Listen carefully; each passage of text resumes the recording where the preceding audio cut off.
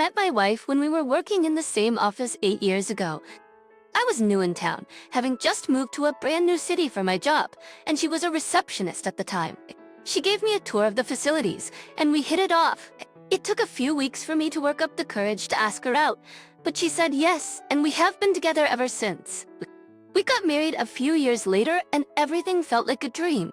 We were happy, doing well in our lives, and so in love. Before marriage, we had a conversation about starting a family, and we both wanted children. But we wanted to wait until the right time.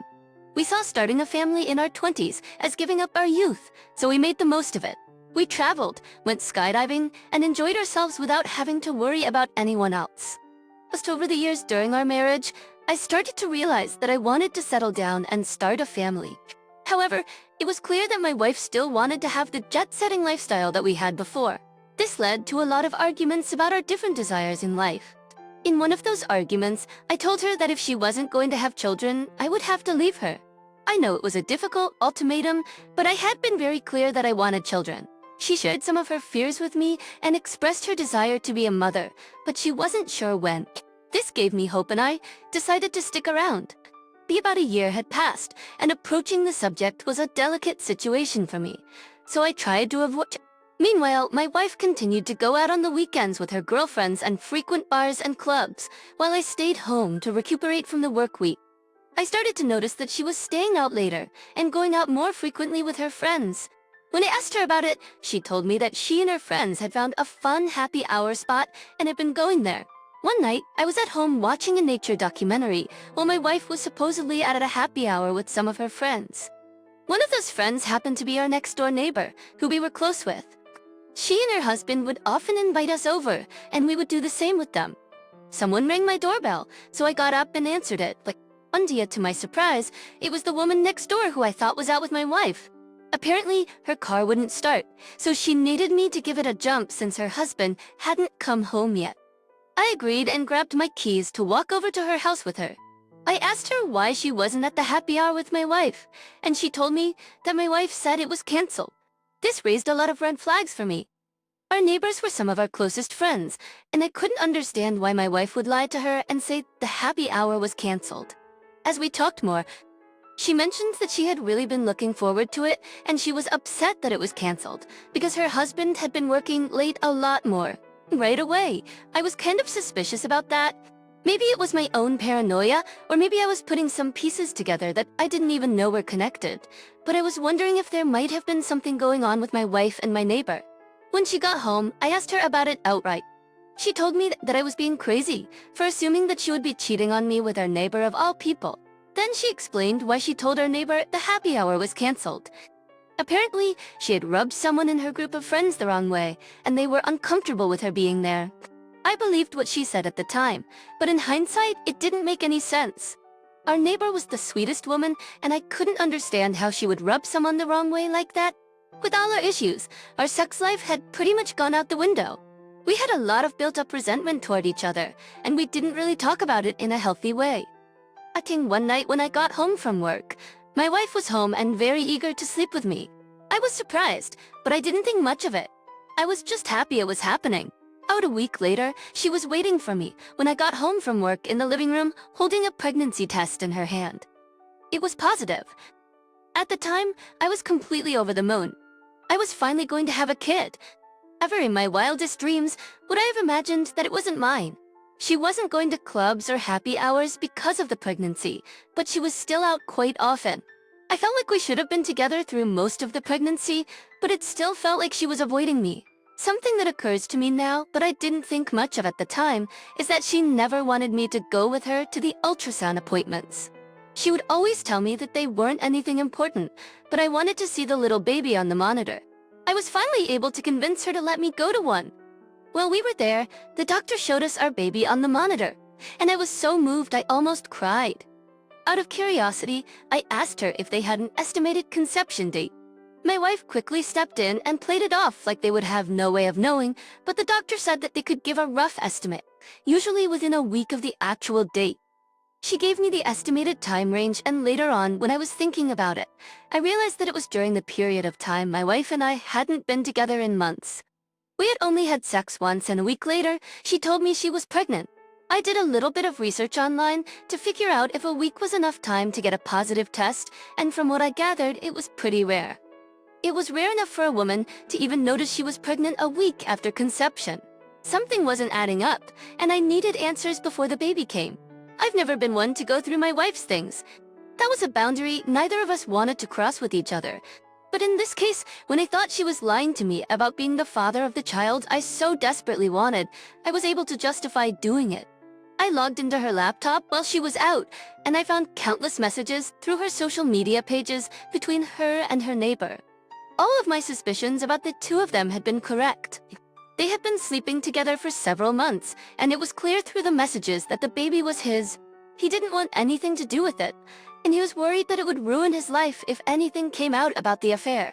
They both agreed that they would pretend the baby was mine. I honestly can't put into words how heartbreaking that was to confirm. Having a child was my #1 priority at the time. I was so happy that it was finally happening, and all of that was taken from me. I wasn't going to let them get away with what they were trying to do. Neither of them got to ruin my life and pretend like nothing happened. A few weeks passed, and I was pulling away from my wife. I was in the process of getting a divorce attorney and filing the papers so I could surprise her with them. We were throwing a shower so people could buy us gifts and welcome the baby a few months before they came. All of our friends and family came over to our house for the event. It was the perfect time to call them both out for the affair. Before the presents were opened and the cake was cut, I stood up next to my wife and told the room that I wanted to say something. Everybody looked at me as if they were expecting me to give some heartfelt message about how much I loved my wife and couldn't wait to welcome our baby into this world together. Instead, I congratulated her and the father on their baby.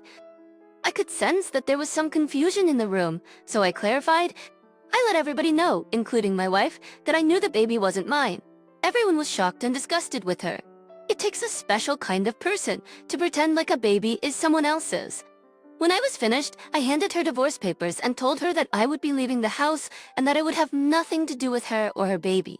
My neighbor's wife was furious, and she dragged him outside to tell him off. As it turned out, he was given a position at her father's company and was up for quite the promotion because he planned on retiring. It was a family-owned company, and his father-in-law wanted to make sure it stayed in the family, so he was going to inherit all of it. Which, when they got divorced, that didn't happen. I was able to get a divorce from my wife, and I'm better off without her now. I'm actually with someone else who seems to want the same things in life as I do.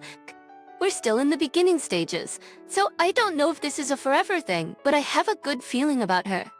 My now ex-wife and our neighbor tried to work things out for the sake of the baby, but I guess they only liked each other when they were sneaking around. Neither of them is in a relationship. My ex ended up moving back home with her mom because she couldn't afford the rent in our neighborhood by herself. My heart goes out to you for what you went through.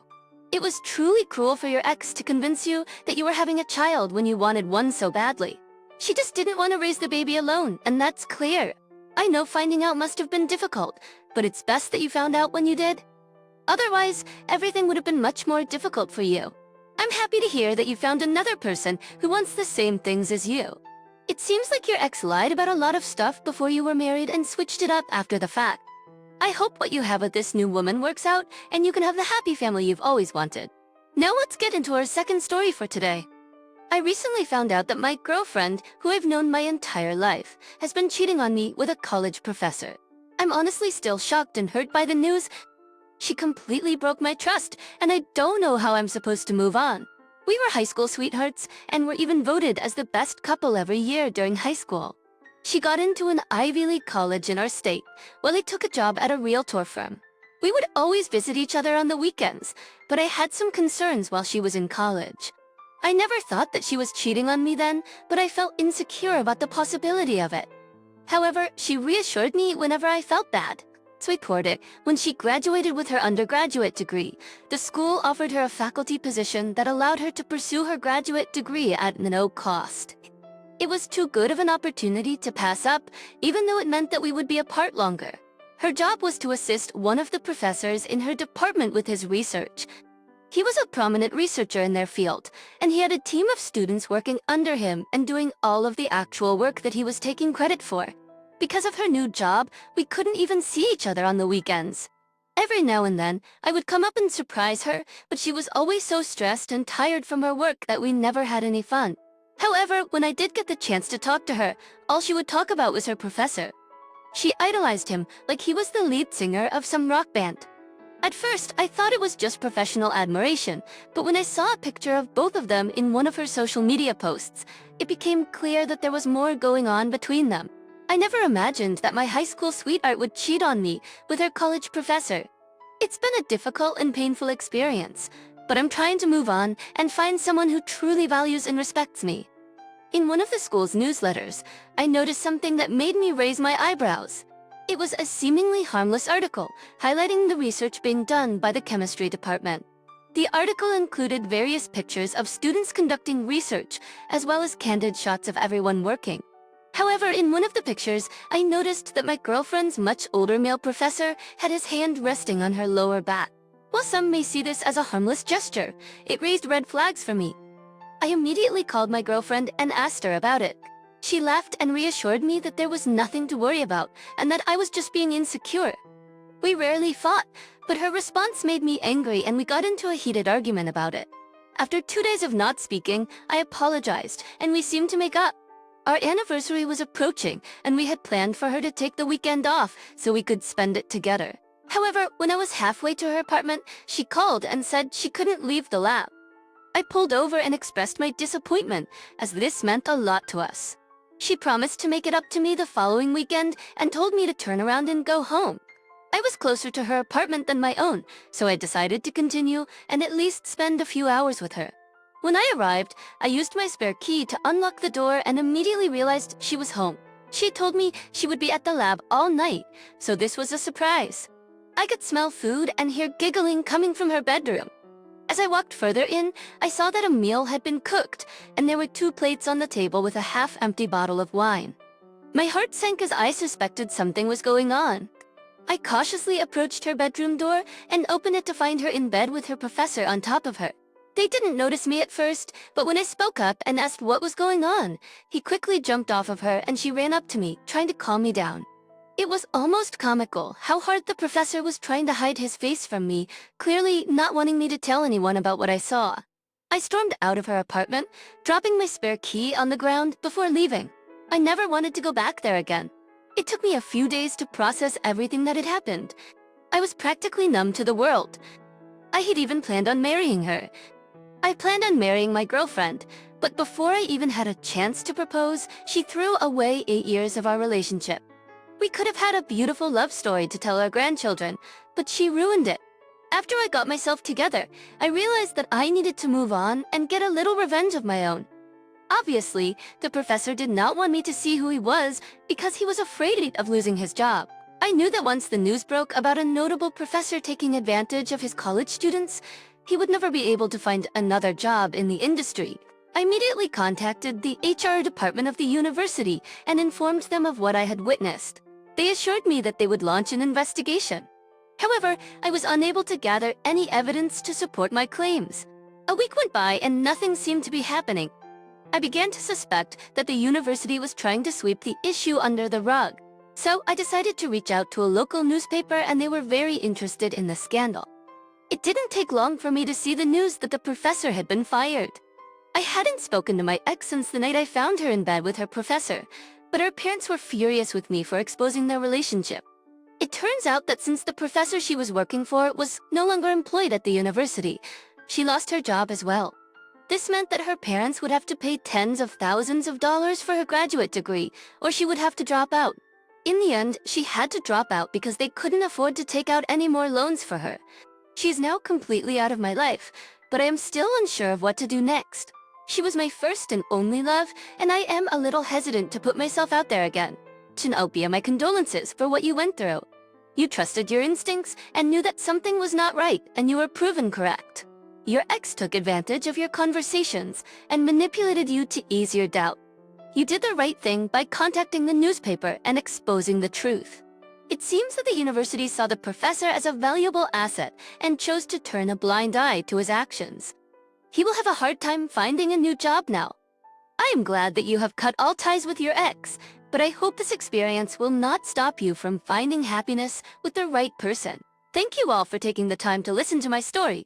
If you enjoyed it, please feel free to like and subscribe if you haven't already.